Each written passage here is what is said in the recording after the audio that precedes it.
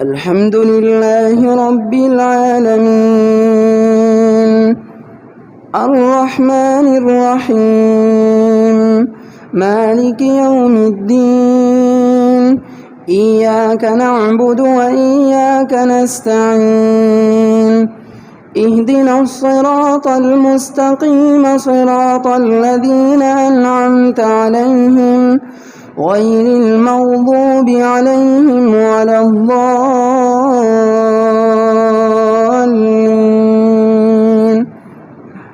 براءة من الله ورسوله إلى الذين عاهدتم من المشركين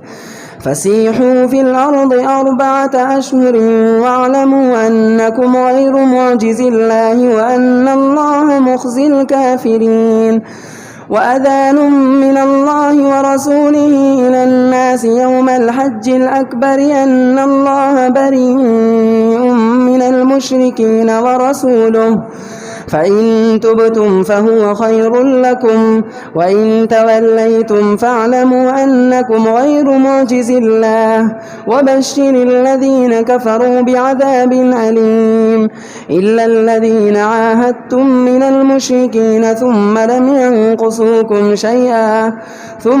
ينقصوكم شيئا ولم يظاهروا عليكم أحدا فأتموا إليهم عهدهم إلى مدتهم إن الله يحب المتقين فإذا انسلخ الأشهر الحرم فاقتلوا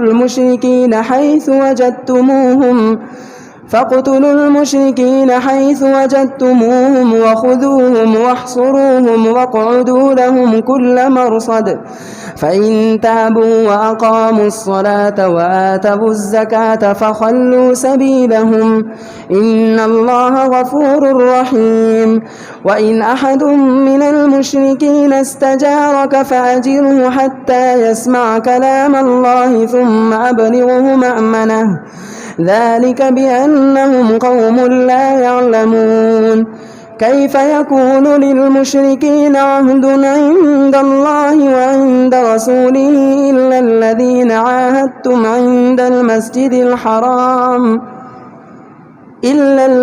عاهدتم عند المسجد الحرام فما استقاموا لكم فاستقيموا لهم إن الله يحب المتقين كيف وإن يظهروا عليكم لا يرقبوا فيكم إلا ولا ذمة يرضونكم بأفواههم وتأبى قلوبهم وأكثرهم فاسقون اشتروا بآيات الله ثمنا قليلا فصدوا عن سبيله إنهم ساء ما كانوا يعملون لا يرقبون في مؤمن إلا ولا ذمة وأولئك هم المعتدون فإن تابوا وأقاموا الصلاة وآتوا الزكاة فإخوانكم في الدين ونفصل الآيات لقوم يعلمون وإن نكثوا أيمانهم من بعد عهدهم وطعنوا في دينكم فقاتلوا أئمة الكفر إنهم لا أيمان لهم لعلهم ينتهون ألا تقاتلون قوما نكثوا أيمانهم وهموا بإخراج الرسول وهم بدؤوكم أول مرة أتخشونهم فالله أحق أن تخشوه إن كنتم مؤمنين قاتلوهم يعذبهم الله بأيديكم ويخزهم وينصركم عليهم ويشفي صدور قوم مؤمنين ويذهب غيظ قلوبهم ويتوب الله على من يشاء والله عليم حكيم أم حسبتم أن تتركوا ولما يعلم الله الذين جاهدوا منكم ولم يتخذوا من دون الله ولا رسوله ولا المؤمنين وليجة والله خبير بما تعملون ما كان للمشركين أن يعمروا مساجد الله شاهدين على أنفسهم بالكفر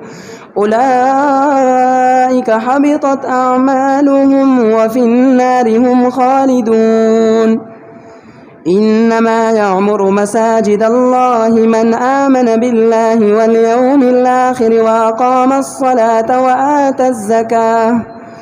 وأقام الصلاة وآتى الزكاة ولم يخش إلا الله فعسى أولئك أن يكونوا من المهتدين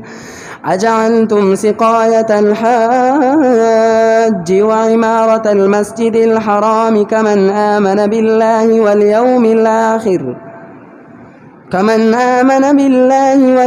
الآخر وجاهد في سبيل الله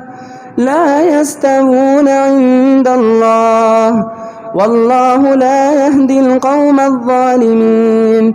الذين آمنوا وهاجروا وجاهدوا في سبيل الله بأموالهم وأنفسهم أعظم درجة عند الله وأولئك هم الفائزون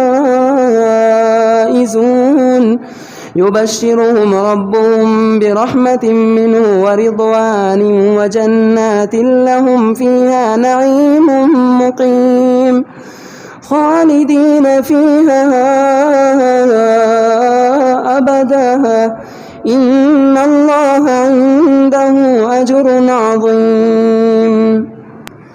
يا أيها الذين آمنوا لا تتخذوا آباءكم وإخوانكم أولياء إن استحبوا الكفر على الإيمان ومن يتولهم منكم فأولئك هم الظالمون قل إن كان آباؤكم وأبناؤكم وإخوانكم وأزواجكم وعشيرتكم وأموال اقترفتموها وتجارة تخشون كسادها ومساكن ترضونها أحب إليكم من الله ورسوله وجهاد في سبيله فتربصوا حتى يأتي الله بأمره والله لا يهدي القوم الفاسقين لقد نصركم الله في مواطن كثيرة ويوم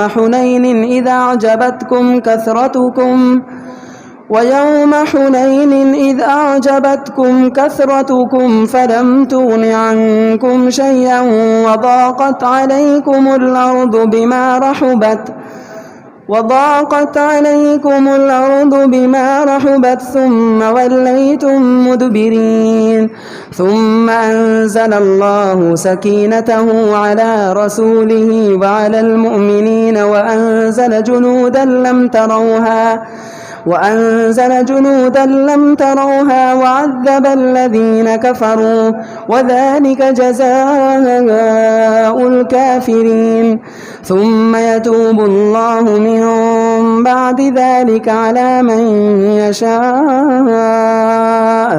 والله غفور رحيم